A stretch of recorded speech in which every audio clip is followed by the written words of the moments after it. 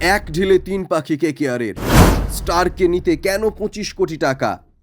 অস্ট্রেলিয়ার Mitchell Starc ছাড়া Kolkata night রাইডার্সের বোলিং বিভাগে তেমন উল্লেখযোগ্য নাম নেই।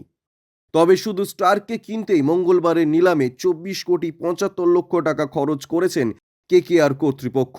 আদৌ কি লাভ হবে? কলকাতার মেন্টর গৌতম গম্ভীরের দাবি, বিশেষ কারণে স্টার্কের জন্য বিপুল টাকা খরচ করেছেন তারা।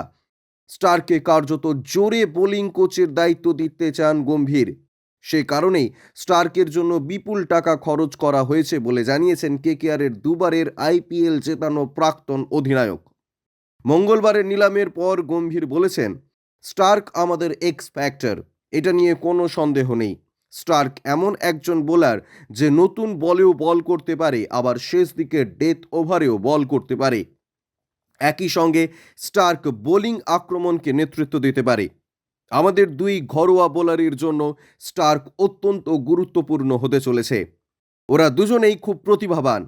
এমন একজনকে আমাদের দরকার ছিল যে মাঠে ওদের সাহায্য করতে পারবে। আমাদের হয়ে স্টার্ক ঠিক একই কাজ করতে পারবে। শুধু দক্ষ বোলার হিসেবেই আমরা স্টার্ক কিনিনি, ও বোলিং আক্রমণে নেতৃত্ব দিতে পারবে এবং তরুণদের প্রয়োজনীয় সাহায্য করতে পারবে। এজন্য আমাদের খরচা করতেই হতো কারোর পেছনে, তাই স্টার্ককে বেছে নেওয়া হয়েছে। জুনিয়র জোরে বোলার হিসেবে বৈভব আরোরা এবং হর্ষিত রানার কথা বোঝাতে চেয়েছেন গম্ভীর। কেকেআরের বোলিং আক্রমণ নিয়েও সন্তুষ্ট গম্ভীর। এই নিয়ে তিনি বলেছেন, আমাদের দলে স্টার্ক ছাড়াও সুনীল নারিন, মুজিবুর রহমান, বরুণ চক্রবর্তী, গ্যাস অ্যাটকিসন, চেতন সাকারিয়ার মতন বোলার রয়েছে। আমাদের হাতে এখন যথেষ্ট বিকল্প রয়েছে।